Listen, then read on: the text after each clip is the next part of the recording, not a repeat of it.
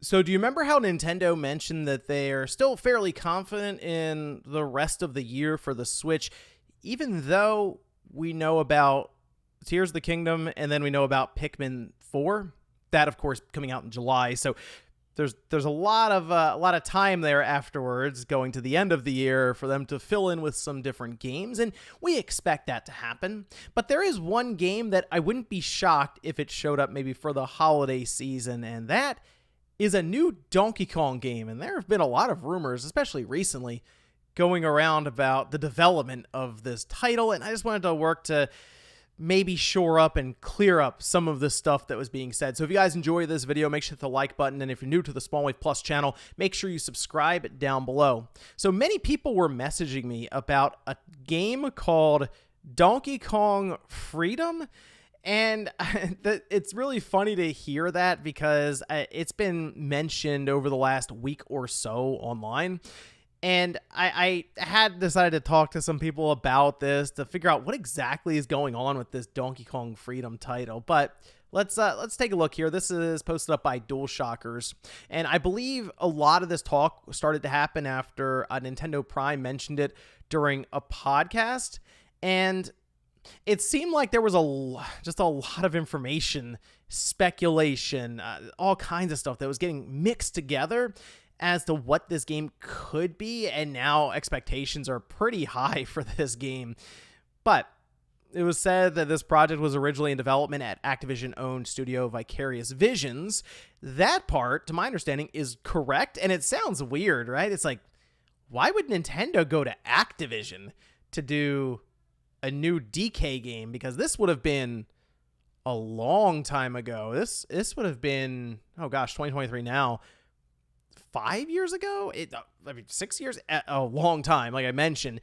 But going to Vicarious Visions would be interesting. It's not a new concept for Nintendo to reach out to other publishers who have studios that they see as being able to create a game. I mean, look at what they did with Starlink and Star Fox with Ubisoft, right? They even did the Toys to Life thing.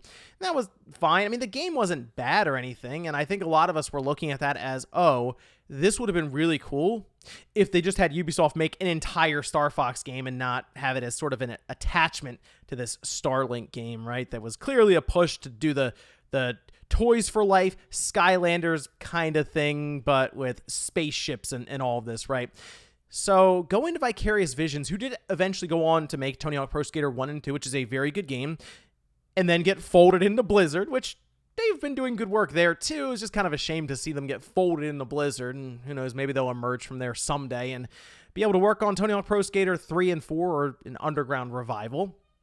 But the idea was they were working with Nintendo to create a new open world 3D Donkey Kong game. I mean, there were some details that it sounds ridiculous, but it's Nintendo, and it wouldn't shock me if they had this kind of idea in mind that, for example, Donkey Kong using banana peels on his feet to grind across vines, I guess kind of similar to Sonic grinding around rails or anything there, with Miyamoto allegedly was deeply involved in the project, assisting in design, and he apparently loved everything happening with it. Okay, so they mentioned around 2017, Vicarious Vision shifted its focus on other projects, parted ways with Nintendo. All right, so there's no real explanation out there as to why. Again, this is mostly just speculation from people that may be clashing with schedules or projects coming up as, again, Tony Hawk Pro Skater 1 and 2.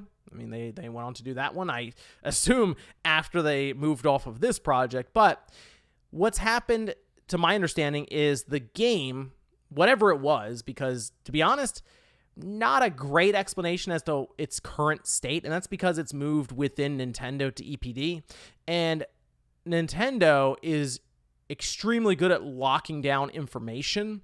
The reason that we tend to get any kind of leak around Nintendo, think of Metroid Prime Remastered, actually it's a great example, it's because it's handled by the Western studios. That's really why. So in this case, coming out of Activision, it's just much easier to get that information from there as opposed to Nintendo's own headquarters with EPD. They're much better about guarding some of that info, the projects, different things that they're working on.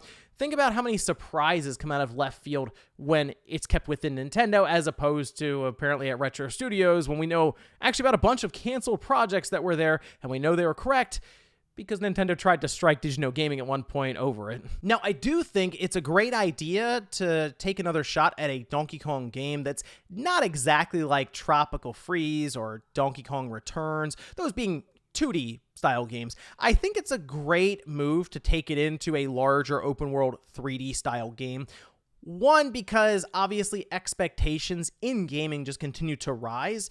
And two, because I do believe DK could be a big-time franchise for Nintendo to really lean into if they need like this big-time holiday release. I feel like it could do that, similar to how I think Kirby is also on the rise right now. And right now at this time, I think it's better for Nintendo to build up a lot of these like mid-tier franchises, ones that aren't going to sell to the level of Splatoon or Zelda or Mario. These games will sell Kirby like 5 million or so now, and that's really good for Kirby, right?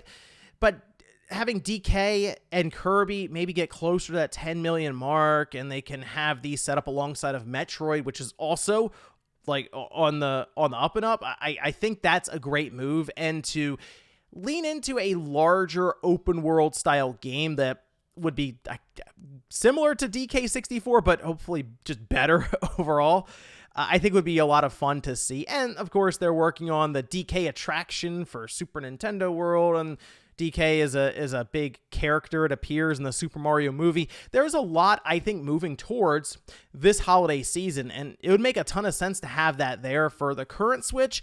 And yeah, technically backwards compatible, again, I assume, for the next platform, maybe with a patch even to take the visuals to the next level and all of this. Or who knows, maybe it's something that releases in the first year for their next platform. But the bottom line is they were working on DK with Vicarious Visions as far back as 2017. Something happened. They moved away from Vicarious Visions. It's now internal at Nintendo EPD, where it's been worked on apparently ever since. So yes, there is a Donkey Kong game in development. What it is, no one really knows. It just seems to be a lot of mixed information. Some of it may be correct. Others just completely fabricated. There was no footage out there at any time, to my understanding, either. So just a lot of info getting twisted up. Just know there is a DK game in development. So I guess get excited. Thanks, guys, for watching, and I'll see you next time.